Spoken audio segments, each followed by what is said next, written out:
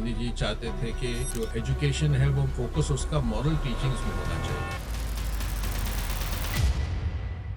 Railways में बहुत सफर करते थे, लेकिन वो रेलवेज के खिलाफ थे, इंडस्ट्री के खिलाफ थे। तो अगर हम उनके हिसाब से चलते तो India would have been an agricultural society primarily. वो इंसिस्ट करते थे जब वो ट्रेन में जाते थे कि वो थर्ड क्लास में जाएंगे, लेकिन सरोजनी नायडू ने लिखा है कि कांग्रेस वाले जो हैं वो सारे आसपास की सीटें खरीद लेते थे। हाँ, तो ट्रेन में गांधी जी होते थे, लेकिन वहाँ पे एक किस्म का ड्रामा चलता था कि आसपास जो भी लोग बैठे थे वो एक्चुअली कांग्रेसी थे जो गरीब लोगों के कपड़े पहने हुए थे। क्या आपको लगता है कि वो इतने चालाक थे कि उन्होंने अपनी बहुत सक्सेसफुली एक इमेज क्रिएट की जिसकी शायद वो असली हकदार ना रहे? तो Gandhi ji at that time was very westernised, लेकिन गांधी जी ने जो खुद अपनी ड्रेस डिजाइन की उसकी जो सिंबॉलिक वैल्यू थी, क्योंकि एक तरफ जो आम आदमी था इंडिया का वो देखता था कि बाकी सब तो सूट वूट पहने हुए हैं, यही अपना आदमी है। कि मैं गांधी को फादर ऑफ द नेशन नहीं मानूंगा। उनके जो कमेंट्स थे they were shocking. He said that they were not people who were courageous. इतनी बड़ा हादसा हुआ, a very confused and bizarre response by Gandhi ji. आपने अपनी किताब में एक चैप्टर दिया है 10 कमांडमेंट्स। उन 10 पॉइंट्स पे बात करना चाहूँ। उत्तिष्ठ जागृत प्राप्य वरान्न बोध, arise, awake and strive for knowledge. नमस्कार। गांधी जी हमारी देश की एक ऐसी personality who never goes out of circulation, literary. आप आज के नोट में देखें या आज की वार्तालाप में देखें या सोशल मीडिया कॉन्वर्सेशंस में देखें या मीडिया कॉन्वर्सेशंस में देखें, सब जगह गांधी जी आज भी उतने ही रेलेवेंट हैं, उतने ही प्रोमिनेंट हैं जैसे वो आज से मे बी 10 दशक पहले रहे होंगे। हमारे साथ आज जुड़ रहे हैं राजेश तलवार जी। राजेश तलवार जी ने लगभग पिछले कई दशकों में 42 किताबें लिखी हैं, जिनमें से 2 किताबें उनकी गांधी जी पर हैं। वे अपने आप को गांधी फॉलोअर कहते हैं, लेकिन इस चीज़ से वे घबराते नहीं कि उन्हें एक क्रिटिक गांधी जी पर लिखना पड़े, तो उन्होंने तुरंत एक क्रिटिक गांधी जी पर निकाला, गांधी जी के हिंद स्वराज पर। आज हमारे साथ राजेश तलवार जुड़ रहे हैं और आज हम उनसे जानेंगे गांधी जी के हिंद स्वराज के बारे में और उनका क्यों ये मानना है कि हिंद स्वराज एक प्रैक्टिकल गाइड बिल्कुल भी नहीं थी। नमस्कार Rajesh ji, welcome to the Indic pen. So good to be with you again Lipika ji. जी। बहुत अच्छा लग रहा है फिर यहाँ पे मिलके। बिल्कुल। I love to call back my writers and you give me an opportunity almost every 6 months. जितनी फ्रीक्वेंटली आप किताबें लिखते हैं और आपकी किताबें छपती हैं, हर 6 महीने में हमें ये मौका मिलता है कि कुछ हम एक नए सब्जेक्ट पे आपसे मुखातिब हों। गांधी जी एक सुपर ब्रांड है। गांधी जी ना सिर्फ भारत में, पूरे विश्व में एक सुपर ब्रांड है।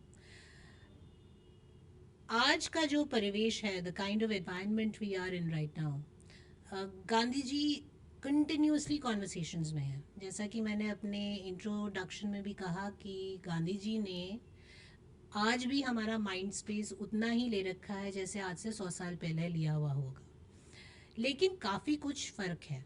आज की जो हमारी एनवायरनमेंट है उसमें गांधी जी के ऊपर क्रिटिकल टिप्पणियाँ उतनी ही हैं जितनी उनकी तरफ पॉजिटिव टिप्पणियाँ आती हैं। तो 2 बड़े क्लियर डिमार्केशन से हो गए हैं, एक गांधी भक्त और एक एंटी गांधी। कहीं वो एक बीच का रास्ता नहीं दिखता है। तो आपकी जो नई किताब आई है, द महात्माज मैनिफेस्टो, ओम बुक्स के साथ, उसमें आपने अपनी इंट्रोडक्शन में बड़ी क्लियरली लिखा कि I am a Gandhi follower, लेकिन फिर भी आपने उनकी जो एक बहुत महत्वपूर्ण कृति थी हिंद स्वराज, उसका एक क्रिटिकल एनालिसिस किया है, उसका क्रिटिक लिखा है। पहले तो मुझे ये बताइए कि हिंद स्वराज क्या था, व्हाट वाज दैट अटेम्प्ट और एफर्ट? गांधी जी जब 1908 में आए थे, 1907/1908, तो उस समय उन्होंने ये किताब लिखी थी, साउथ अफ्रीका से आए थे, हिंद स्वराज। तो इसमें उन्होंने अपना वर्ल्ड विजन दिया था, एक आइडियल सोसाइटी के बारे में बात की थी। और वो किताब बैन हो गई थी, ब्रिटिशर्स ने बैन कर दी थी। और इस किताब की बहुत तारीफ की गई है। मेरे एक मित्र हैं जो गांधी भक्त हैं, तो उन्होंने मुझे कॉपी भेंटी थी कुछ साल पहले। तो जब मैं पढ़ने लगा तो मैं हैरान हो गया, चकित हो गया। मुझे लगा कि ये तो कोई भी अच्छी बात नहीं लिखी इसमें। हाँ, तो जितना मैं पढ़ रहा था उतना ज़्यादा मुझे गुस्सा आ रहा था। हाँ, तो मैं ये कहूँगा कि मैं गांधी फॉलोअर एक्चुअली नहीं हूँ। ये कहूँगा कि मैं बहुत कुछ है गांधी में जो मैं एडमायर करता हूँ। तो मसलन उनके जो नॉन वायलेंस पे व्यूज़ हैं, जो कॉन्फ्लिक्ट रेजोल्यूशन पे व्यूज़ हैं, वो बहुत बेहतरीन हैं। वो इंडिया के लिए ही नहीं, दुनिया के लिए रेलेवेंट है। लेकिन हिंद स्वराज में बहुत कम ऐसा कुछ है।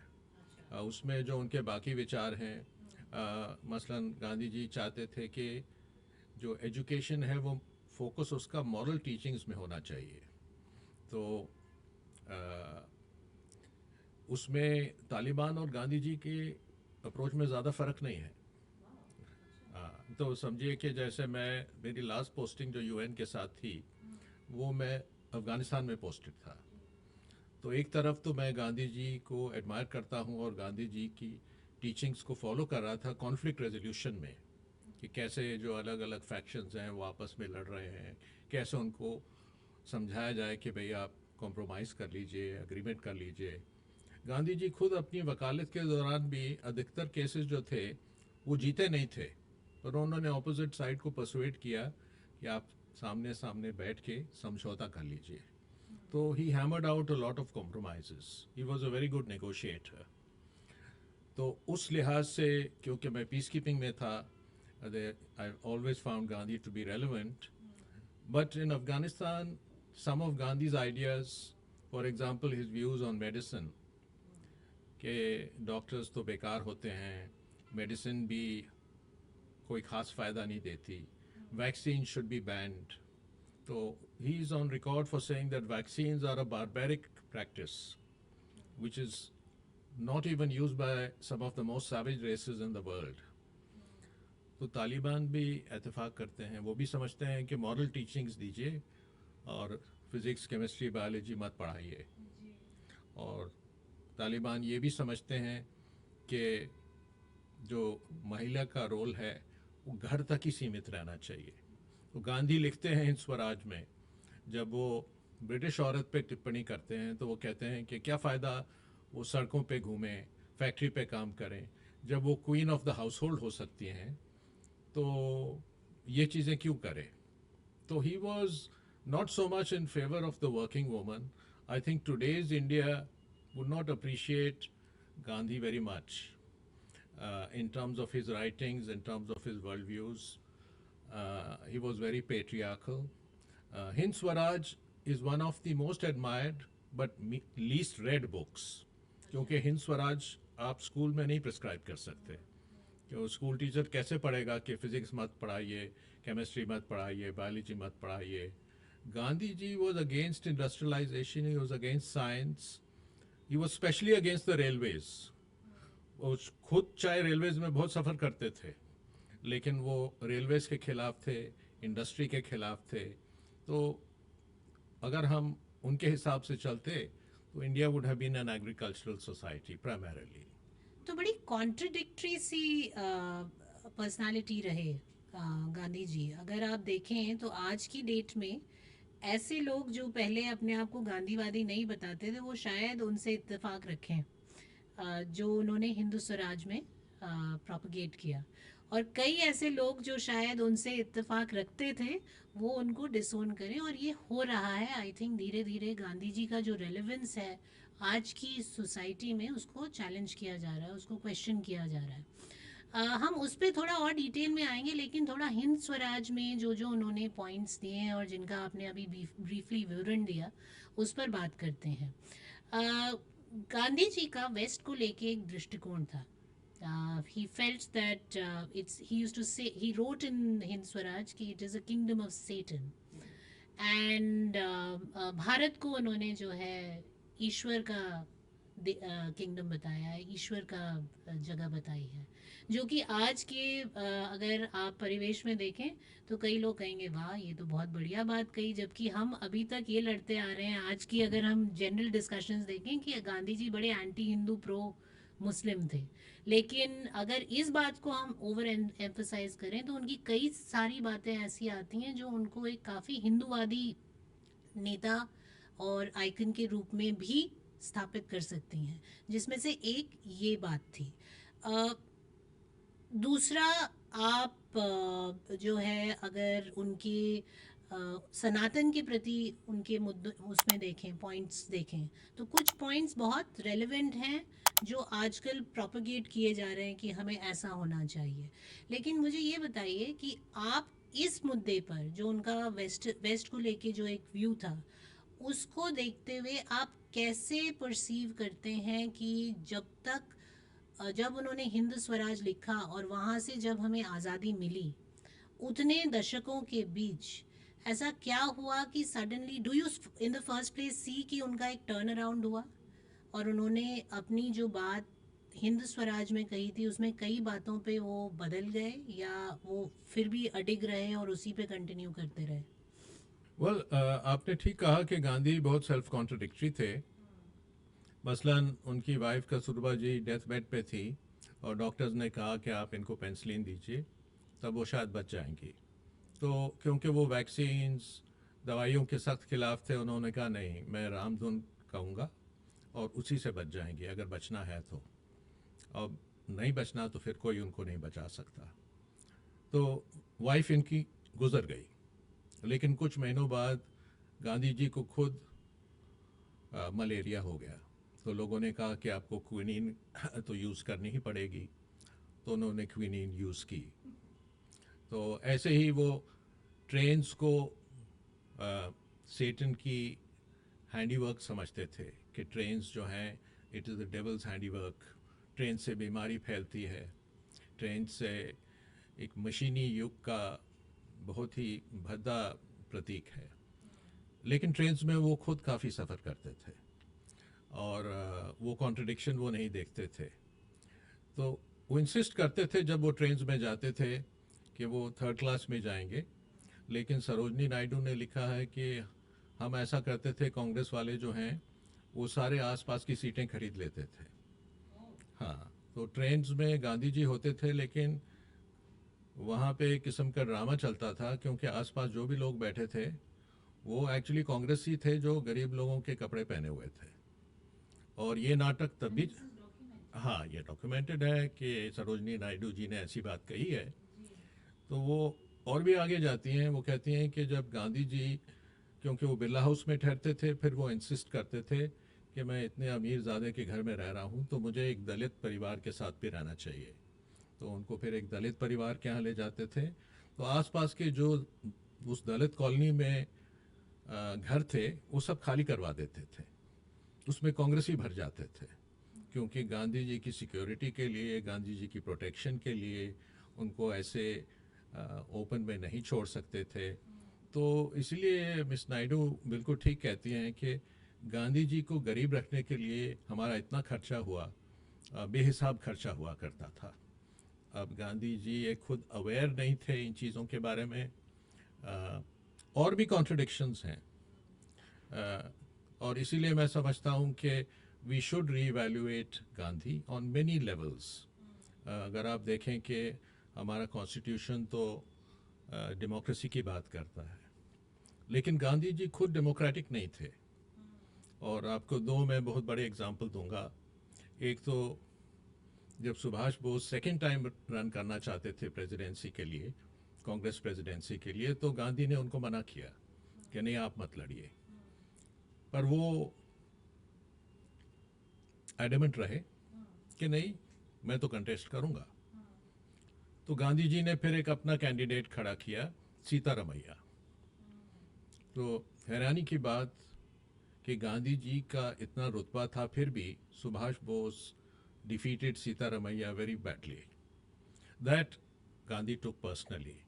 And he said, Sitaramaiah's defeat is my defeat. फिर उन्होंने ऐसा सिचुएशन क्रिएट कर दिया कि Subhash Bose could not work as the president and therefore Subhash Bose resigned. तो अगर आप देखें कि ये तो कोई डेमोक्रेटिक बिहेवियर का एग्जाम्पल नहीं है. अच्छा, हमारे जो पहले प्रधानमंत्री हैं Nehru ji was also not appointed through a democratic process. वो सारे वोट्स तो सरदार पटेल के हक में थे. मेरे ख्याल 24 कांग्रेस वर्किंग कमेटीज में से 21 जो हैं वो सरदार पटेल के हक में थे. तो Nehru ji was appointed through Gandhian dictate. Gandhi ji ने एक किस्म से सरदार पटेल को कहा कि आप पीछे हट जाइए और नेहरू को अपॉइंट किया गया. तो हमारी जो डेमोक्रेसी है, जो हमारी ग्रेट डेमोक्रेसी है, और नेहरू को बहुत क्रेडिट दिया जाता है कि वो बहुत डेमोक्रेट थे, उस पर एक अलग चर्चा कभी हो सकती है, उस पर मैं नहीं जाऊंगा. लेकिन नेहरू जी की जो अपॉइंटमेंट थी वो खुद एक नॉन डेमोक्रेटिक प्रोसेस से हुई थी. मतलब he was Gandhi's blue eyed boy. तो ऐसे बहुत सारे कॉन्ट्रडिक्शंस हैं. एक वेस्टर्न मूवी मुझे बहुत पसंद आई थी, उसका शीर्षक बहुत पसंद आया था, the good the bad and the ugly. तो मैं समझता हूँ कि गांधी के बारे में भी ऐसा कहा जा सकता है कि उनमें एक गुड साइड था, एक बैड साइड था, और ये भी कहा जा सकता है एक अगली साइड था.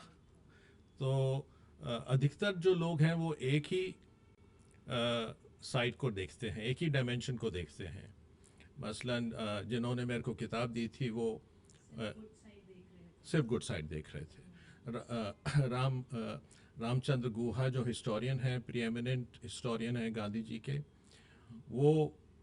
उन्होंने इतनी किताबें लिखी हैं गांधी जी से रिलेटेड और सब में तारीफ ही है. लेकिन अब वो बुरी बात नहीं लिख सकते क्योंकि वो गांधी इंडस्ट्री के एक बहुत इम्पोर्टेंट मेंबर बन गए हैं. तो लेकिन वो जानते होंगे, कोई भी हिंद स्वराज पढ़ेगा, ऑनेस्टी से पढ़ेगा, तो वो देखेगा कि इसमें क्या क्या गलत, क्या क्या रेट्रोग्रेड, क्या क्या रिग्रेसिव बातें लिखी हुई हैं. तो I am sure mister Guha also recognises. On the other side जो हिस्टोरियंस खिलाफ हैं गांधी के, एक तरफ तो लेफ्टिस्ट हिस्टोरियंस हैं, वो कहते हैं कि गांधी तो इंपीरियलिस्ट टूच था, वो तो कैपिटलिस्ट पावर्स के लिए काम कर रहा था. और चीज़ ये है कि जो राइट विंग हिस्टोरियंस हैं वो लेफ्ट विंग के साथ मिल जाते हैं. वो कहते हैं हाँ ये बात ठीक है, गांधी जी इंपीरियलिस्ट टूच थे. तो you have people who are against him for giving some explanation, people who are for him. लेकिन लोगों में अक्सर हिम्मत नहीं है कि वो कहें कि भाई अच्छी बातें भी थी, बुरी बातें भी थी, और कुछ बहुत भद्दी बातें भी थी. इन सभी बातों को एक एक करके वो करेंगे. लेकिन आपने बहुत ही इम्पोर्टेंट पॉइंट जो बताया हमें, वो ये था कि गांधी जी को गरीब रखने में कांग्रेस बहुत पैसा खर्च करती थी. और आज ये हाल है कि गांधी जी सबसे अमीर हैं क्योंकि हर नोट पे गांधी जी हैं. दूसरी बात जो आपने इम्पोर्टेंट कही और जहाँ से मैं ये वार्तालाप थोड़ा आगे ले जाना चाहूँगी वो है democratic. He was against the democratic setup completely. और वो शायद हम पता नहीं क्यों कांग्रेस को क्रिटिसाइज करते हैं, बट प्राइमरीली अगर आप देखें तो कांग्रेस अपनी गांधीवादी उसको ही फॉलो कर रहे हैं. That's why they are themselves internally not democratic. They continue to hold the Gandhi name and the people from the Gandhi family at a very high pedestal and are not able to replace them for a better politician or a better leader, so to say. लेकिन इससे जो बात निकल के आती है वो ये भी आती है कि ऐसा क्या था जो नेहरू इतने ख़ास और इतने ब्लू आइड बॉय थे गांधी जी के, कि उन्होंने बोस जैसे एक बहुत ही स्ट्रॉन्ग लीडर को, पटेल जैसे स्ट्रॉन्ग लीडर को, जिनके अंदर इतनी काबिलियत थी, उनको उनका जो आगे का करियर था या पॉलिटिकल करियर था या आप कहें लीडरशिप का जो रोल था उसको ताक पे रख दिया. ऐसा क्या था नेहरू में जो गांधी जी इतने बेसिटेड थे उनसे? देखिए, गांधी जी जब इंग्लैंड गए थे तो उनको एडजस्ट करने में बड़ी दिक्कत हुई. उन्होंने बखूबी कोशिश की एडजस्ट करने में, तो बहुत वेस्टर्नाइज थे। उनके जो कपड़े थे, जिस समय वो वहाँ अपनी ट्रेनिंग कर रहे थे, लॉयर बनने की तैयारी कर रहे थे, बहुत बढ़िया वेस्टर्न कपड़े पहनते थे, बॉन्ड स्ट्रीट से सिलवाते थे, अपने पेरेंट्स का पैसे का पूरा खर्चा इस्तेमाल करते थे। उन्होंने यहाँ तक अपने भाई को लिखा था कि भाई मेरा सूट वूट तो ठीक है, मुझे एक सोने की घड़ी भी चाहिए जो मैं अपने बटन होल में लगाऊं, क्योंकि उस समय का फैशन था। भाई ने पैसे भी भेजे, घड़ी भी खरीदी। तो Gandhi ji at that time was very westernised. If you see the photographs of Gandhi in his youth, he is very well dressed. लेकिन उनको एडजस्ट करने में मुश्किल थी, क्योंकि वो एक किस्म से स्मॉल टाउन से कोई गया था। जैसे आज के अगर आप देखें कि कोई स्मॉल टाउन से जाएगा तो उसको एडजस्ट करने में ज़्यादा दिक्कत आएगी compare to somebody who is going from Calcutta, Bombay, Delhi, क्योंकि कॉस्मोपॉलिटन लोग ज़्यादा इजीली एडजस्ट कर लेते हैं। तो वो डांस क्लासेस के लिए गए, डांस नहीं कर पाते थे। एक दो बार पब्लिक स्पीकिंग की कोशिश की, ह्यूमिलिएट हो गए, बहुत एम्बेरस हो गए। तो on the other hand, Nehru went with all the right background. He fitted in very well into the Western English society. बल्कि नेहरू ने तो खुद ही कहा कि I am the last English man to rule India. तो so he was a very westernized person and he fitted in very well. So I feel that somewhere Gandhi admired Nehru for his ability to mix with Westerners. So this was the paradox of Gandhi, that on the one hand he himself faced such great trouble, and although Sardar Patel's presentation was much more traditional, he actually admired and preferred Nehru because Nehru had done some things which he had tried to do and he had not been successful in his youth. So Nehru was a good speaker, Nehru was a good dancer, Nehru fitted in very well, Nehru dressed very well, and of course Nehru had an influential father who also may have, who definitely did lobby for his son. So these were some reasons why, and maybe it's part of Gandhi's eccentricity.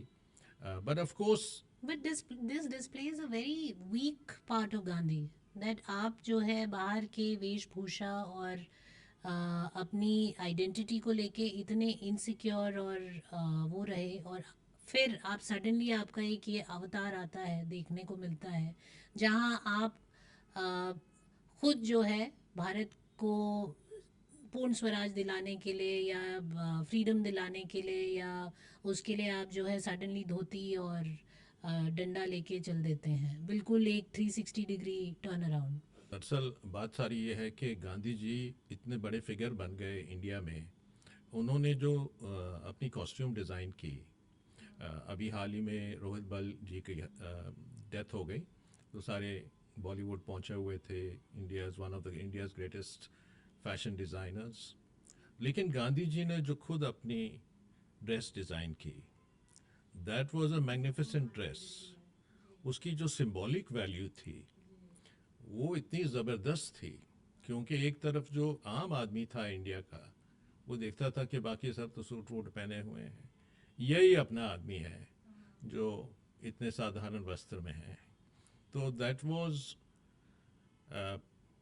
I would say, part of his belief system. He was not fooling anybody. It was part of his belief system, but it fitted in very well with his portrayal of himself as somebody who is a bit saintly. So I have a lot of issue with Gandhi's claim to be a saint or claim to be very spiritual. ये जो महिलाओं के साथ सोने का, नहाने का उनका प्रैक्टिस था, वो तो उसको स्पिरिचुअल ही मानते थे, लेकिन बहुत मुश्किल है इसको एक स्पिरिचुअल दर्जा देना। उनके साथ के लोग भी, किसी को कोई मानता नहीं था कि इसमें कोई स्पिरिचुअल डायमेंशन है, वो खुद समझते थे। So I think actually Gandhi spiritual vision was quite limited, but because of his dress, because of his simplicity in attire, simplicity in eating habits, all those things that gave him the halo of a saint. Plus his non-violence was of course very crucial, element of Hindu religion which he had harnessed. But that was an appropriation which was actually a bit reductionist, because Hinduism में non-violence भी है लेकिन और भी बहुत कुछ है. We also give emphasis to valor, to bravery, to courage. So all those aspects are there, but he cleverly took what was useful for him from a political strategy point of view. Before we move ahead, just a small reminder to hit the subscribe button. वापस से waste के प्रति उनका जो opinion था उस पर आते हैं, और अब इसको उस व्यू से देखते हैं कि उन्होंने अपना जो वेशभूषा धारण की to lead this entire nation, वो बिल्कुल ही opposite to the western philosophy थी, and it quite fitted in well with what he propagated through his Hindu Swaraj. लेकिन फिर भी एक ऐसे व्यक्ति के प्रति उनका रुझान रहा जो अपने आप वेस्टर्न स्ट्रक्चर में अच्छा फिट होता था. तो अगेन एक और कॉन्ट्रडिक्शन है यहाँ पे. दूसरा कॉन्ट्रडिक्शन आता है जब हमें 1947 में हम आज़ाद होते हैं और हम पार्लियामेंट सिस्टम जो अक्वायर करते हैं उसके बाद वो ब्रिटिश पार्लियामेंट की तर्ज पे ही करते हैं, जबकि I think Gandhi was quite against the way British parliament function, and I think उन्होंने काफ़ी ख़राब शब्दों में उसको बयां किया that you know it's sterile women and a prostitute, he called that to a British parliament. तो ऐसा पहले तो ये समझाइए कि जो इतना ज़्यादा घृणित ओपिनियन रखने वाला, मैं तो यही कहूँगी क्योंकि जिस तरह से उन्होंने उसे प्रस्तुत किया और महिलाओं को महिलाओं के साथ कंपेयर करते हुए ब्रिटिश पार्लियामेंट को प्रस्तुत किया, ये एक तरह से उनकी ओपिनियन महिलाओं के प्रति भी दिखाता है. लेकिन जो इतना ज़्यादा घृणा करता था वो अचानक से उन्हीं के सिस्टम्स, उन्हीं के प्रोसेसेस, उन्हीं के फेवरेट जो ऑप्शंस थे उनको उन पर कैसे चलने लग गया. It was a British need to divide the country and he fell for it. I don't know whether he consciously fell for it or he you know was forced into it, but ऐसा क्या हुआ कि वो अचानक से अपना जो opinion जिन सब चीज़ों के वो खिलाफ थे उसी को यूज़ करते हुए उन्होंने एक भारत की आज़ादी का वो किया. That's a very interesting question which you raised regarding the partition and Gandhi's involvement and opposition to it, and ultimately we got partition. किसी ने हाल ही में मुझसे पूछा था कि गांधी जी को हम फादर ऑफ द नेशन कहते हैं, तो क्या आप समझते हैं कि ये हमने ठीक दर्जा दिया है? तो मैंने कहा कि मुझे ऐसा नहीं लगता, क्योंकि मुझे लगता है कि जो फादर है उसकी सबसे ज़्यादा जिम्मेवारी ये है अपनी फैमिली को सिक्योर रखना. अगर आप देखें बीजेपी और कांग्रेस की तरफ से ही देखें कि बीजेपी की गाड़ी आगे क्यों बढ़ गई और कांग्रेस क्यों इतना पीछे रह गया, वो इस कारण से भी था क्योंकि जो यहाँ पे अटैक्स होते थे, जो बम्बई में अटैक हुआ था और कोई रिस्पांस नहीं हो, तो द कंट्री वाज शेकन. और जब ये बार बार हुआ और ये Congress, because they didn't want to lose one important constituency, they did not provide the necessary assurances. So to come back to Gandhi, the most important thing a father figure has to do is to provide security for his family, so his children should feel secure. So Gandhi ji जब partition हुआ, which is why I think he was a broken man also, because he understood it. इतनी ज़बरदस्त blood letting हुई on both sides. लेकिन उससे कुछ साल पहले डॉक्टर अंबेडकर ने एक बहुत अच्छी किताब लिखी थी, foreseeing all of this. तो उन्होंने लिखा था पार्टीशन पे किताब, और उसमें उन्होंने कहा था कि देखिए अब झगड़े शुरू हो रहे हैं, हिंदू मुस्लिम फसाद होने के फुल चांसेस हैं, तो we should do some forward planning to prevent that from happening. So ये इसमें सिर्फ गांधी की जिम्मेवारी नहीं थी, पूरे कांग्रेस की जिम्मेवारी थी. दैट हाँ, अंग्रेज़ों की गलती थी कि हमारा पार्टीशन हो गया इतने हरेड फैशन में, इतने एड हॉक फैशन में, और why it was rushed through. लेकिन गांधी जी और कांग्रेस की भी जिम्मेदारी थी, अगर थोड़ा फोरसाइट रहता, अगर वो अंबेडकर की जो कुछ सुझाव थे पॉपुलेशन एक्सचेंज के, जो अंबेडकर ने अपनी किताब में लिखी थी कि कई देशों में ऐसा किया गया है, हमें भी ऐसा सोचना चाहिए, नहीं तो झगड़े हो सकते हैं, ब्लड लेटिंग हो सकती है। तो एक सेंसिबल आदमी एक बात कह रहा था, तो ऐसे प्रिकॉशंस क्यों नहीं लिए?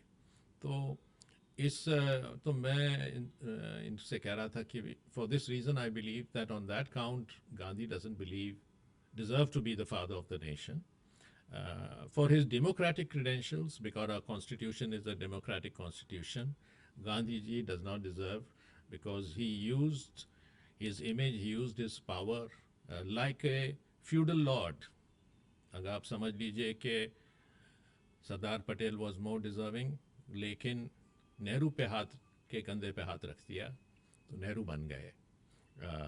बोस को इलेक्शन भले ही जीत गया, पर गांधी ने जब डिसाइड कर लिया कि बोस को काम नहीं करने देना, दैट वाज हिज डिसीजन।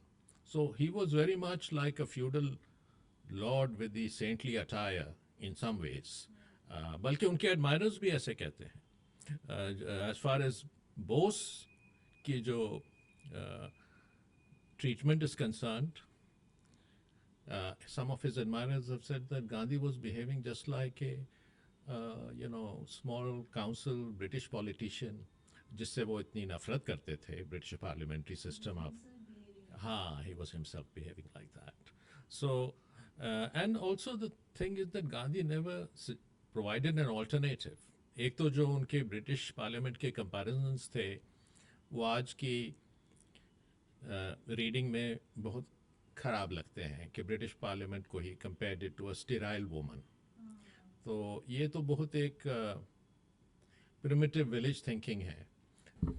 थोड़ा और आगे चलते हैं राजेश जी, और let's talk about his views on Hindus and Muslims. He strongly felt, and that's what he is written in his Hind Swaraj as well, कि एक दूसरे की कंपनी में Hindus and Muslims flourished among each other's rules. जबकि अगर हम देखें तो वहाँ भी एक कॉन्ट्रडिक्शन है। हमेशा से इन दो कम्युनिटीज़ के बीच में संबंध ऐसे कुछ कॉर्डियल नहीं रहे। It was always a situation of suppression and operation, जहाँ पे एक तालमेल या तो फोर्स्ड वे में बना गया, या फिर सिचुएशन ऐसी रही कि आबादी उतनी नहीं थी कि आपके ऊपर जो है आपको फोर्स किया जा सके into convergence and things like that. आपका क्या मानना है कि गांधी जी ने जो हिंदू मुस्लिम का मुद्दा है अपनी सारी स्पीचेस में अप अंटिल एंड आफ्टर हमारा जो इंडिपेंडेंस है, तब तक उनका जो ये व्यू चलता रहा कि हमें हिंदू मुस्लिम को साथ रखना है और उनमें भाईचारा होना चाहिए, इसके बावजूद हमारा ब्लडी पार्टीशन हुआ, इसके बावजूद कि बंगाल में इतना मैसिव मैसेकर हुआ, केरला में हिस्ट्री रही है मैसेकर की। आपका क्या मानना है कि गांधी जी का ये व्यू कितना रियलिस्टिक था उस सिचुएशन में? आज के परिवेश में तो हम कहते हैं कि कई चीज़ें बहुत आउटडेटेड थी उनकी, बहुत अनरियलिस्टिक थी, लेकिन उस समय के परिवेश में भी क्या आपको लगता है कि it was a realistic view that he took? Actually Gandhi ji के कई जो विचार हैं ना, they are quite extraordinary. For example, sometimes you feel that he is favouring the oppressor, or he's taking a too light a tone with regard to an oppressor, or he's not being sufficiently fair.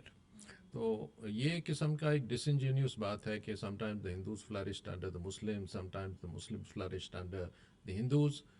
You could think of it as a kind father who has quarrelsome kids and he tries to sort of, just paint a rosy picture, which may not be exactly the truth, but he's doing it because he wants people to forget the past and or not dwell on it. So my own view is that we should acknowledge the past, but we have to handle it carefully and intelligently. So I'll give you a modern example of how I feel in one case it was well handled. मसलन जैसे औरंगज़ेब हैं. औरंगज़ेब एक बहुत brutal ruler थे. उन्होंने बहुत temples demolish किए, बहुत मैसेकर्स करवाए. He was a very cruel, tyrannical kind of a person.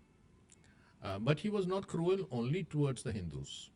जो minority Muslim sects थे, उनके खिलाफ भी he was against them.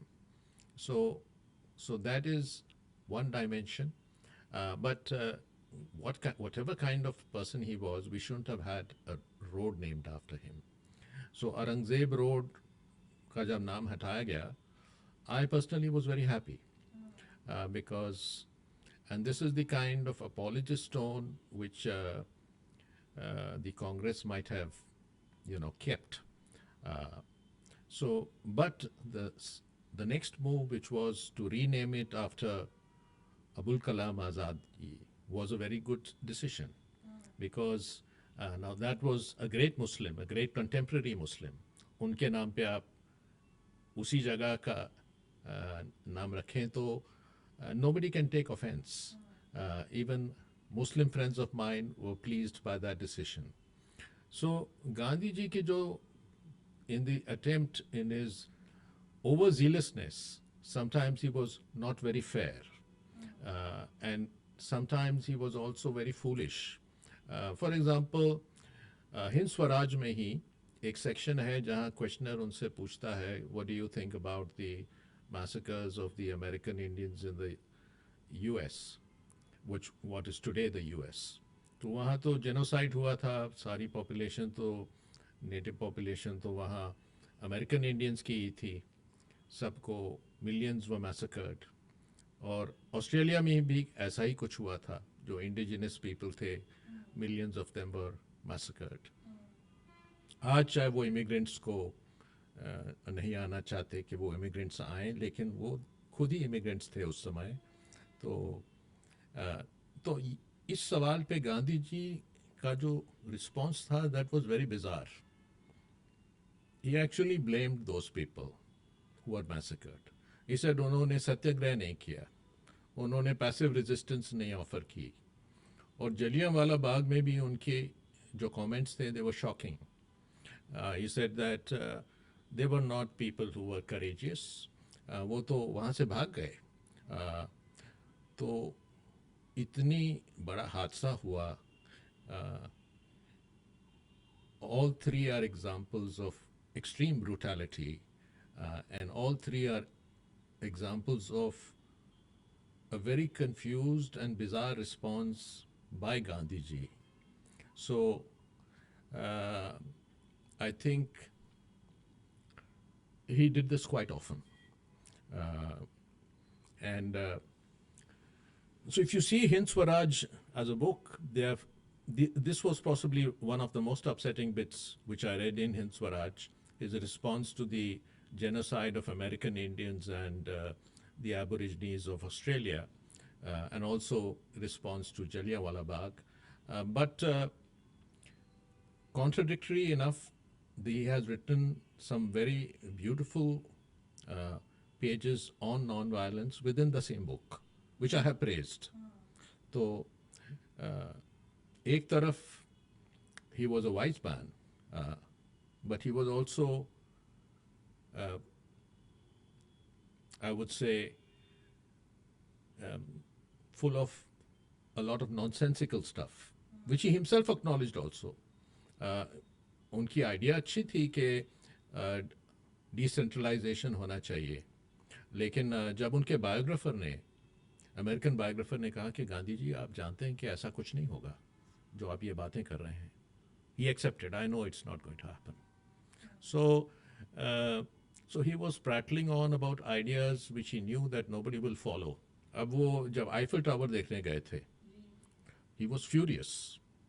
Eiffel tower तो लोग जाते हैं कि उसकी ब्यूटी देखने, but Gandhi did not see anything beautiful in it. He saw it as not as a mechanical marvel, but as a mechanical monstrosity. जब हवाई जहाज उन्होंने देखा, जब इंग्लिश चैनल में एक हवाई जहाज उड़ा था, it was some kind of a record flight. he was burning with anger. So his opposition to machinery was very real. Uh, and now, of course, the ecologists have taken him up. They say, अरे Gandhi ji was very far thinking. उनको पता था कि ये सारे resources खत्म हो जाएंगे प्लानट के. वो तभी से बातें कर रहे थे कि हमें पर्यावरण का ख्याल रखना चाहिए. बट आपका क्योंकि आपने इंडस्ट्रियलाइजेशन और डेवलपमेंट के ऊपर उनके जो विचार हैं उसके बारे में बात छेड़ी है, तो थोड़ा सा इस पर और प्रकाश डालिए दैट व्हाट स्टेम्ड रियली, मतलब गिवन द फैक्ट, जैसे आप खुद बोल रहे हैं कि आज इकोलॉजिस्ट बोल रहे हैं कि वो बहुत फार साइटेड थे, उसी टाइम से बोल रहे थे कि आप जो है industrialisation is going to destroy the whole world. But वाकई उस समय आपको क्या लगता है, उनकी जितनी भी आपने उनकी राइटिंग्स से आपको क्या समझ आता है कि ये रीज़न क्या था, मतलब why did he not foresee that it is going to lead to development and advancements for our own country? Yeah, he was seriously feeling for the agriculturists or the farmers that हम उनकी पूरी एक जो हमारी backbone है उसको destroy कर देंगे. वो तालमेल क्यों नहीं बिठा पाते थे? Why was he a man of extremes that way? I think actually, if we had followed Gandhi, a lot of people say that it's very sad that we followed Nehruvian socialism till Manmohan Singh and Narasimha Rao. They introduced new economic policies under duress in the 90s. और उसके बाद फिर Indian economy took off, for which both Manmohan Singh and Narasimha Rao are given credit today. Narasimha Rao ji को तो भारत रत्न भी दिया गया है और मनमोहन सिंह जी को वो बहुत क्रेडिट दिया गया है. लेकिन लोग ये ऐसा नहीं सोचते कि Nehruvian socialism was also far, far, far better than what Gandhi would have had us do. So if he had followed Gandhi's views, we would have had no industry. वो डिफेंस इंडस्ट्री के तो बिल्कुल सख्त खिलाफ थे ही, because of his extreme impractical idealism कह लीजिए, नॉन वायलेंस कह लीजिए.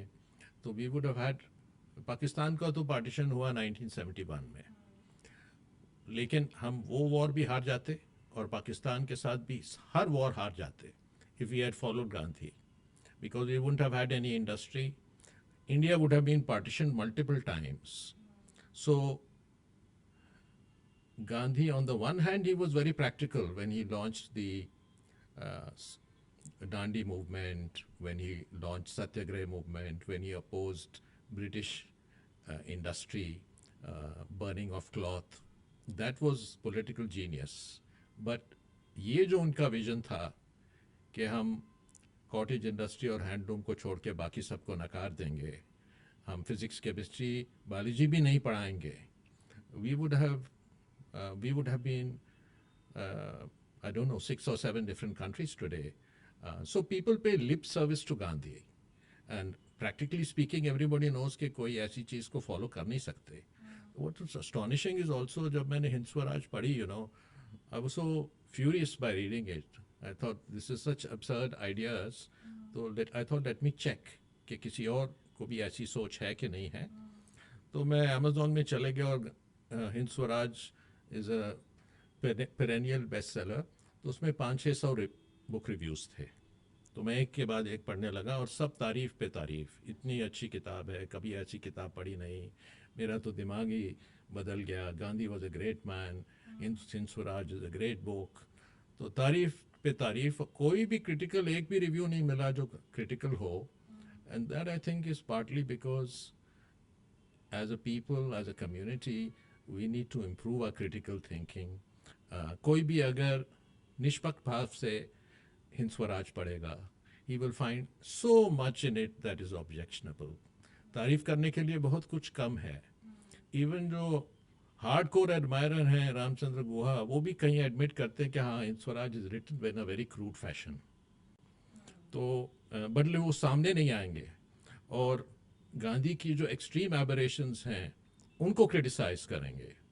बट यहाँ जो लिखा हुआ है सारा कुछ, one after the other, if you read Hind Swaraj, it is full of impractical ideas, regressive ideas, patriarchal ideas, a lot of things, most of it deserves to be ignored and has been ignored because nobody followed Gandhi. अभी तक हमने जो है तीन चार बातों पर उनकी बात की। उनकी महिलाओं को लेकर ओपिनियन जो थी, इंडस्ट्रियलाइजेशन को लेकर ओपिनियन जो थी, उनकी हिंदू मुस्लिम एकता को लेकर जो ओपिनियन थी, वेस्ट को लेकर जो ओपिनियन थी। आपने अपनी किताब में एक चैप्टर दिया है 10 कमांडमेंट्स। उन 10 पॉइंट्स पे ज़रा एक के बाद एक थोड़ा बात करना चाहूँगी। तो पहला जो कमांडमेंट है वो क्या है और आपका उससे क्या ऑपोजिशन है, आप उसके क्यों खिलाफ हैं? एक्चुअली वो जो कमांडमेंट्स हैं they are jumble and mishmash, उसमें बहुत सारे रिपीट किए गए हैं। गांधी जब यूके गए थे तो ही केम अंडर क्रिश्चियन इन्फ्लुएंस, तो वो क्रिश्चियन इन्फ्लुएंस काफ़ी झलक आती है उसकी हिंद स्वराज में। मसलन इवन जब वो डेविल की बात करते हैं कि सेटन की बात करते हैं, these are more Christian and Islamic references.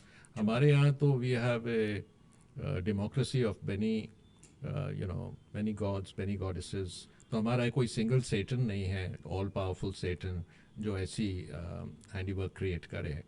तो even with regard to the commandments, ये भी एक किस्म का बिब्लिकल, उसने अपने आप को गांधी जी ने शायद ज़्यादा एलिवेट कर दिया। मैं वही समझना चाह रही थी कि मतलब कमांडमेंट्स तो हमारे उसमें होती हैं, क्रिश्चियनिटी में है। जी जी जी जी, जी। तो क्रिश्चियनिटी में और जूइश रिलीजन में ओल्ड कमांडमेंट 10 कमांडमेंट्स हैं जो मोसेस को भगवान ने दिए थे। तो गांधी जी भी उसी in the same manner he is giving commandments, but his commandments are कि जो वकील हैं they should all give up their law practice and handloom करें। जी, जो जज हैं, In fact, he went on to call them a parasitic class. yes yes yes yes। इतना ही घृणा क्यों? खुद लॉयर थे, खुद लॉ पढ़ी थी उन्होंने। तो एक्चुअली गांधी जी जब थे वो he was not a good speaker। अच्छा। हाँ, तो वो जब उन्होंने पूरा देश अपने काबू में किया हुआ था और वो अच्छे स्पीकर नहीं थे। अच्छे स्पीकर नहीं थे, खास करके अपने यूथ में। अच्छा। हाँ, तो यूथ में तो वो एक दो दफा पब्लिक एलोक्यूशन के लिए गए थे एंड वहाँ पे he had to come back humiliated. तो उन्होंने क्लासेस भी ली to improve his speaking prowess. जब वो not very different from the youth today कि जिनको क्लासेस लेनी पड़ रही हैं। जी जी जी। तो साउथ अफ्रीका में भी जब वो he was a successful lawyer, I would not say he was not a successful lawyer, but he was not an eloquent lawyer the way other people in Congress were. तो एक तरफ तो ये भी एक बहुत बड़ा कॉन्ट्रडिक्शन है because the Congress was full of lawyers और वो सब अपने प्रोफेशन को कंटिन्यू भी कर रहे थे। कई Jinnah was continuing and Nehru's father was continuing और बहुत सारे और लॉयर्स थे। वो तो उन्होंने तो अपनी प्रैक्टिस छोड़ के हैंडलूम नहीं शुरू किया। तो वो कहते हैं कि कमांडमेंट्स में कि जो इंडस्ट्री में काम कर रहा है, फैक्ट्री में काम कर रहा है, वो छोड़ दे, जो वकील है वो प्रैक्टिस छोड़ दे, जज है वो जज शुड रिजाइन। तो and he just doesn't have an alternative कि कोई फैक्ट्री छोड़ेगा तो फिर करेगा क्या। और सो इस तरह की जो एंटी साइंस, कोई भी समझ सकता है कि science can be used for very nefarious purposes. Science itself is not inherently evil, but science का उपयोग and maybe not Gandhi, just science, even education, even anything Yes. can have dual purposes. It can be used for good or bad as well. absolutely, absolutely. So it may be the case that Gandhi saw the war machine at close quarters because he worked as a nurse with the British Army. वो बोer war में involved थे। तो वो he saw the British Army at close quarters and he saw the military machine, and in any case he hated machines, so he hated the violence which industrial military power could use, but his critique was far broader.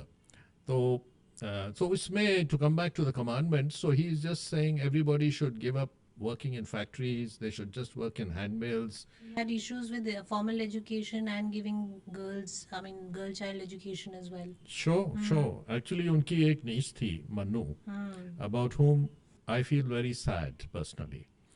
Because Manu जो है वो qualification चाहती थी, जैसे normal middle class में कोई भी आजकल क्वालिफिकेशन चाहता है. So उस समय तो qualifications were of course more difficult to get. So she told Gandhi कि मैं पढ़ना चाहती हूँ, I want to get qualified. It was her dream. So Gandhi ने कहा कि ये तुम क्या बेकार करना चाह रही हो, तुम्हें मेरे साथ रह के देश की सेवा करनी चाहिए. तो it was a small girl, मतलब 18-19 साल की लड़की, उसका दिमाग pitted against one of a very mature mind. तो she had no chance. And and for his sons also. तो लोग कहते हैं कि भाई Gandhi should he have been the father of the nation. मैं कहता हूँ कि भाई he was not even a good father in terms of his own family. तो nation तो खैर बहुत बड़ी बात है. तो and one of his sons, he wanted to dress up in Western clothes the way Gandhi used to. He used to look at Gandhi photographs, how his father used to dress. And इस किस्म का fascination again. So Gandhi came down very harshly on him. And he opposed many things which he had done himself. So वो सब, उनकी अंग्रेजी बहुत बेहतरीन थी. But he was opposed to other people learning English. So it was, I would say, not only contradictory, but it was also hypocritical. The only thing is that Gandhiji did not have sufficient self-awareness to see the hypocrisy. For example, even his experiments with women sleeping on the same bed, which he considered to be a great spiritual experiment. Yes. So Manu को तो एक बार उन्होंने कहा था कि आप और वस्त्र हटा दीजिए, to increase the temptation for himself, which he refused. So this kind of bizarre practices, एक बार मन्नू बल्कि एक बार उनका स्टोन भूल गई थी. एक इंग्लिश वुमन ने गांधी जी को स्टोन दिया था कि आप साबुन की ज़रूरत नहीं है, स्टोन से नहा लिया करिए. तो that was one of Gandhi's most prized possessions. तो देखिए कि अगर आप सब कुछ दुनिया में त्याग दें, जो गांधी जी ने त्याग दिया था, लेकिन फिर भी आपकी अटैचमेंट्स रहती हैं. तो वो जो पत्थर था जिससे वो नहाते थे, he was very attach to it. तो मन्नू कहीं छोड़ आई थी, भूल गई थी. He was furious with Mannu कि जाके अभी लाओ वो, मैं उसी से नहाऊंगा.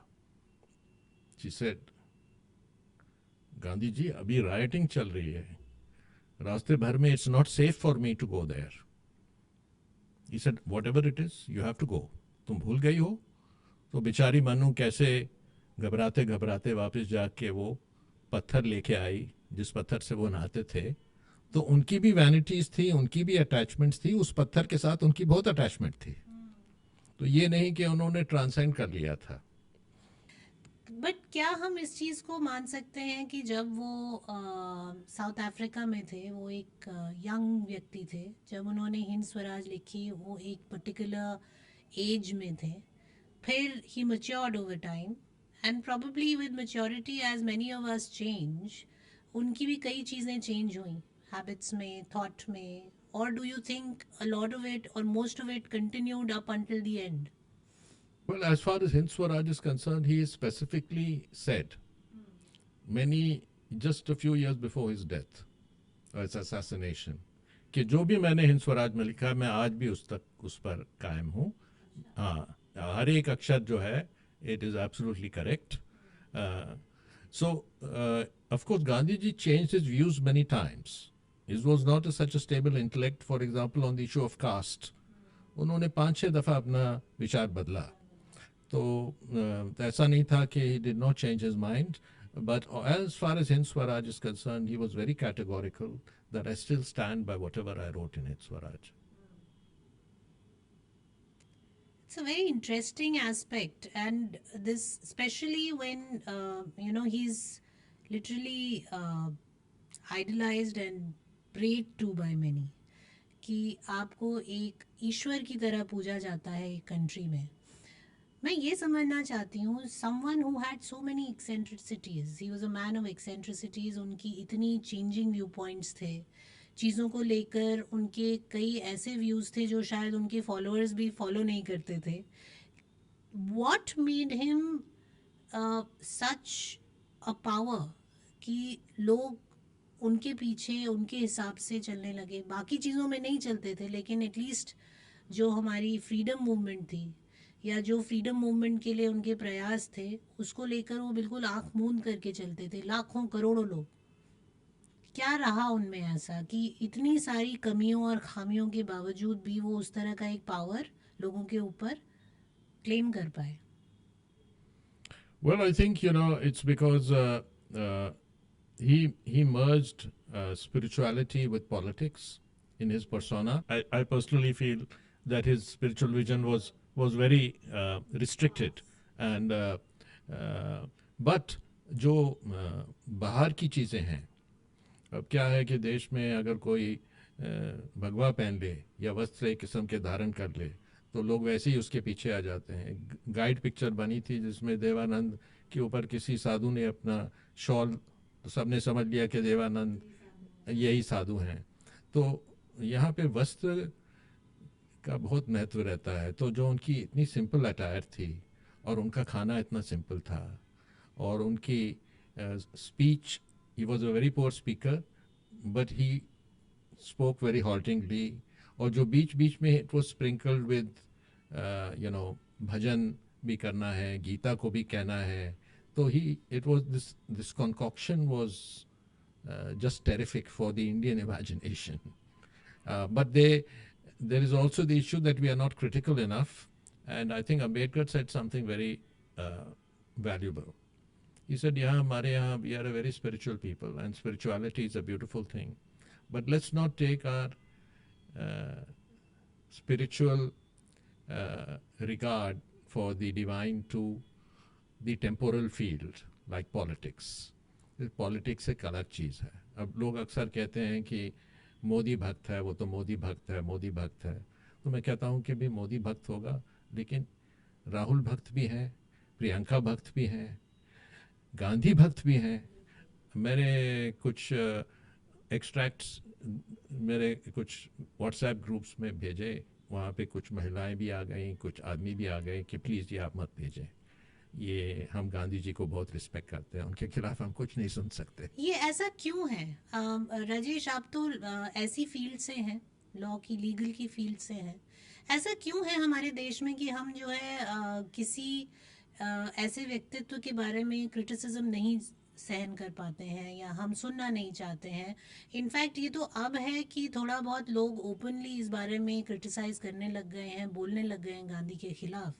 लेकिन अगर आप देखें, मुझे याद है मैं हार्पर कॉलिंस में थी और एक किताब आई थी जहाँ पे Gandhi ji, it was a very critical book on Gandhi, it was written by a westerner.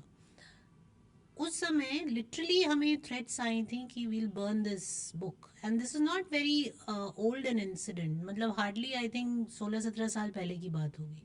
ऐसा क्यों है हम नहीं हजम कर पाते हैं क्रिटिसिज्म अपने उन लोगों का जिनको हम आइडलाइज करते हैं, चाहे वो गांधी हो या आज मोदी हो या राहुल गांधी हो या कोई भी ऐसे लोग हों जिन्हें हम एक पेडेस्टल पे रखते हैं, उनके बारे में क्रिटिसिज्म नहीं सहन कर पाते हैं। वेल एक्चुअली जब हम ग्रेट इंडिया की बात करते हैं तो हम we have lost that great India tradition, because great India में तो डिबेट हुआ करता था, लोग सुनते थे for days on end, great debates on great philosophical and theological issues, सारे डायमेंशंस एक्सप्लोर किए जाते थे, कोई ये कह रहा है कोई वो कह रहा है, आर्गुमेंट्स होते थे, पर्सपेक्टिव्स होते थे। So we were a very mature society, but we have now degenerated.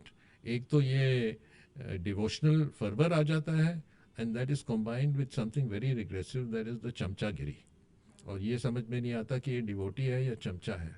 तो हमारे यहाँ तो maybe we should start PhD in chamchagiri studies, because वो भी एक वीकनेस है इंडियन साइके में। एक सेल्फ क्रिटिकलिटी, एक दूसरों की तरफ एक क्रिटिकल थिंकिंग रखनी, और तीसरा ये जो चमचागिरी का जो है, all of that they make very dangerous cocktail and we have to come out of it. मैं एक वीएस नायपॉल का इंटरव्यू देख रहा था, तवलीन सिंह ने लिया था कुछ साल पहले. तो नायपॉल से बात हो रही थी, तो 1962 में उन्होंने लिखी थी एक किताब, इंडिया वुंडेड सिविलाइजेशन. तो उसमें इंडिया के बहुत क्रिटिसाइज किया, और फिर बाद में उन्होंने लिखी इंडिया मिलियन म्यूटिनीज नाउ. उसमें इंडिया में उनको उम्मीद नजर आई. हाँ, और उन्होंने कहा कि इंडिया इज चेंजिंग, अब यहाँ मिलियन म्यूटिनीज हो रही हैं. तो तवलीन सिंह जी ने कई सवाल पूछे, तो उन्होंने कहा कि जब मैं 62 में आया तो people were still caught in the Gandhian trap, कि बस जी जो हमारा किस्मत है, एक किस्म का defeated people, fatalistic people. And he said कि Gandhi was a great man, but इस किस्म की डिफीटिज्म, इस किस्म की low energy, but when he came later he found signs of promise. He said middle class बहुत इवॉल्व हो गई है, और मिडिल क्लास इस देश की उम्मीद है. लोग क्रिटिसाइज करते हैं मिडिल क्लास को कि बहुत ये कंज्यूमरिस्टिक है. कहते हैं no no, you have to nurture your middle class. India is changing. And as regards what happened in the Babri Masjid, he said, I am not so appalled, and I'm not taking it from a Hindu perspective. I'm looking at it from a civilizational perspective कि ऐसी चीज़ें हो जाती हैं जब इतने 100 साल से. So don't have an extreme reaction. तो उस समय जब नायपॉल आए थे तो सारे सेकुलरवादी उन पे चढ़ गए थे कि ये तो बीजेपी के आदमी हैं, ये तो अल्ट्रा राइट विंग हैं, ये मस्जिद की डिमोलिशन को सपोर्ट कर रहे हैं. But I think they did not understand Naipaul's broader historical perspective, कि वो कैसे देख रहे थे. तो उनको उम्मीद लग रही थी, और मुझे भी ऐसा लगता है कि अब जो नई इंडिया है, क्योंकि कुछ यंग ब्लॉगर्स ने मुझे पॉजिटिवली रिस्पॉन्ड किया, जो मेरे जनरेशन के जो भक्त हैं गांधी के, उन्होंने तो मुझे नकार दिया कि अब तक तुम समझ रहे थे कि तुम अच्छी बातें लिख रहे हो, अब आप ये लिखने लग गए. राजेश जी, जाने से पहले कुछ क्विक क्वेश्चंस. पहला, क्या आपको लगता है कि इन द हाइंडसाइट जो हमारी कंट्री के पिछले 100-150 साल रहे हैं, specially under the influence of Gandhi, उसने हमें एक रिग्रेसिव अप्रोच, एक पेसिमिस्टिक अप्रोच दी, या गांधी का उस समय उस वक्त होना बहुत ज़रूरी था?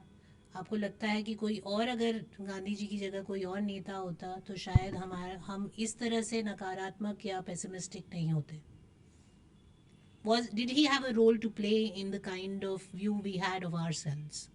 I think definitely. I think the view was, it was a political strategy to oppose the British through passive resistance कह लीजिए, सत्याग्रह कह लीजिए, but it also was kind of a less healthy way to approach many issues. कि आप so I do agree with Naipaul. At the same time, I have to give Gandhi ji credit for his participation in the freedom movement, for his leadership of the Congress. But मैं ये समझता हूँ कि हम लोग जो हैं, we are again just like with regard to Gandhi, we are either Gandhi haters or Gandhi lovers, the historians included, and nobody seems to be willing to take he had a good side, a bad side, an ugly side kind of an approach. And the same way, with regard to our freedom movement, या तो कुछ कहेंगे कि गांधी जी ने ही हमें आज़ादी दिलवाई, or even there are songs to that effect that, you know, exactly, very beautiful songs, but actually the message is inaccurate. So the problem with Gandhi and Nehruji was that they did not share credit. For example, you have to admit that Subhash Chandra Bose had a huge role to play in the eventual departure of the British as one High Court judge remarked about a former British Prime Minister telling him that the naval mutiny, Subhash Bose's, great effort. तो क्या है कि बहुत सारे देशों में जब नई क्रांति आती है या नया रेवोल्यूशन बनता है, नए लीडर्स आते हैं, तो वो कईयों को नकार देते हैं जिनकी भी बहुत इम्पोर्टेंट कंट्रीब्यूशन रही हो. So Subhash Bose never fell into that trap. To his very great credit, उनकी एक गांधी रेजिमेंट थी, एक नेहरू रेजिमेंट थी, एक रानी ऑफ झांसी रेजिमेंट थी, where he was giving credit to, a great Indian heroine. So he did not disavow, Bose did not disavow the contributions made by Gandhi or by Nehru. He had battalions named after them. So I think आप सोच सकते हैं कि जैसे एक घर है जिसमें एक किस्म का ब्राउन जानवर रहता है और उसमें एक तगड़ा वाइट जानवर आ जाता है, white like the British. And then there is a resistance from within the house, and there are also some people who resist from outside. So Bose was making enormous contributions from outside, raising an army across Southeast Asia, so people were contributing at different levels. But regretfully, we did not have a photograph of Subhash Chandra Bose for many decades. Whether Nehru felt threatened by him, the INA was not allowed to become part of the British Indian, part of Free India's army. They were given some pension, but they thought this will confuse. That was also very sad. So there was no sharing of credit. There was a kind of monopolization of credit. Of course, Nehru alone can't be blamed for it because it was a Congress collective decision. तो अब बहुत सालों के बाद अब हम उन लोगों को भी क्रेडिट दे रहे हैं, but that was a kind of mean mindedness, और we should not indulge in competitive patriotism. तो अब उसका रिवर्स भी ठीक नहीं है कि हम कहें कि गांधी जी के बिल्कुल कॉन्ट्रीब्यूशन नहीं थे, सब कुछ जो कुछ किया उसको सुभाष बोस ने किया. तो why pit one figure against the other? Why not say कि everybody tried in their own way to help the great Indian cause. Gandhi ji का जो एक, do you think it was he was very shrewd to create a very carefully cultivated image of himself? क्या आपको लगता है कि वो इतने चालाक थे कि उन्होंने अपनी एक बहुत सक्सेसफुली एक इमेज क्रिएट की भारत में, जो कि जिसके शायद वो असली हकदार ना रहे हों? No, I think that Gandhi genuinely believed in many of the absurd ideas he had. तो वो इनका genuine belief था. वो उसमें भी वो बहुत exaggerated थे, जैसे वो चश्मे जो हैं टूट गए थे, फिर उन्होंने धागे से उनको जोड़ दिया, और वो जो पेंसिल यूज़ करते थे, तो जब तक कि बिल्कुल पेंसिल एंड तक नहीं आती थी. Some people say that was the Banya in Gandhi, but today people say कि that was the ecologist in Gandhi. वो उस समय भी resources conserve करने की.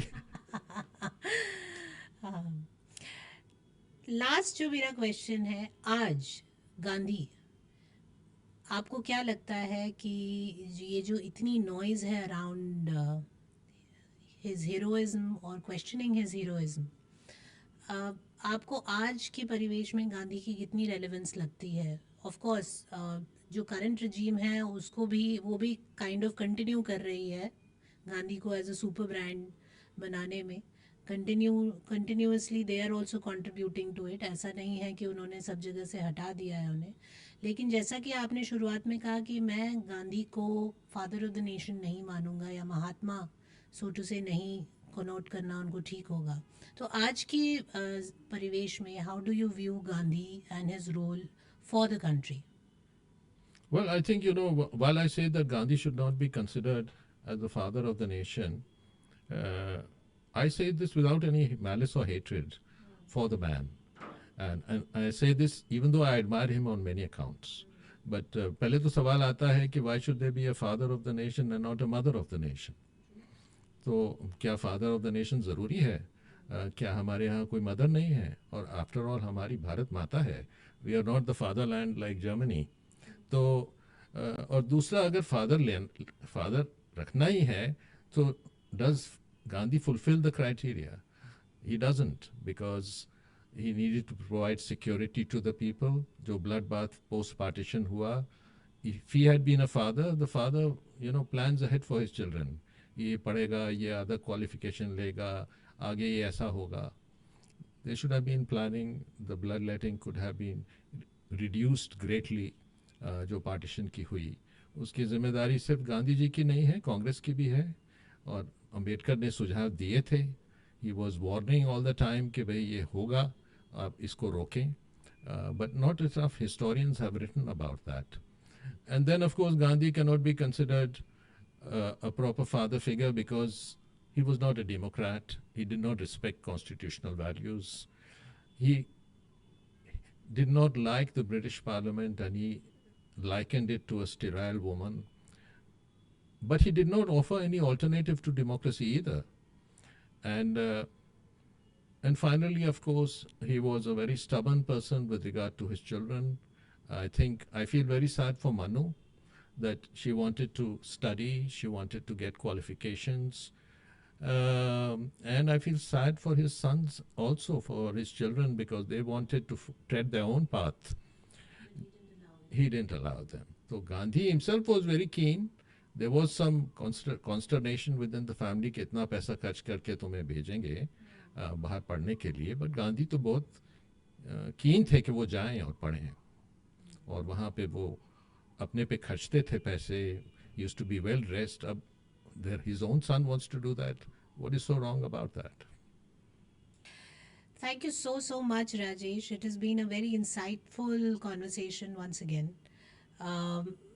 हिंद स्वराज के बारे में बाकी लोगों की तरह हमने भी बहुत ही पॉजिटिव चीज़ें सुनी थी, लेकिन आपकी किताब पढ़ने के बाद हमें रियलाइज़ हुआ कि आदमी के जो फ्लॉज हैं वो सबसे ज़्यादा गांधी जी के फ्लॉज अपने हिंद स्वराज में झलक के आते हैं. And you have brilliantly put that across. I wish the book all the very best and the very best to you as well. इसी तरह आप जो है हमें एक दूसरे पहलू से मुखातिब कराते रहें. Thank you so much. Thank you so much, Lipika. And you're absolutely right. Hind Swaraj उन्होंने ऐसे लिखी है कि every page, if a reader reads it dispassionately, he will find things to object with. He will find things that he does not like. मेरे एक मित्र हैं, उन्होंने एक बार, मुस्लिम फ्रेंड हैं, अपनी मदर को रामायण सुनाई थी, बट सारे कैरेक्टर्स चेंज कर दिए थे to Anwar and Rashid, and his mother loved the story till she discovered कि ये. हाँ, तो अगर ऐसे ही आप किसी को हिंद स्वराज दे दें और बताएं कि ये गांधी जी ने नहीं लिखी है, ये किसी और ने लिखी है, आप अपना इंडिपेंडेंट ओपिनियन दीजिए. I think the views which will come will surprise everyone. If you want to continue listening in to such interesting conversations about Bharat, do like and subscribe.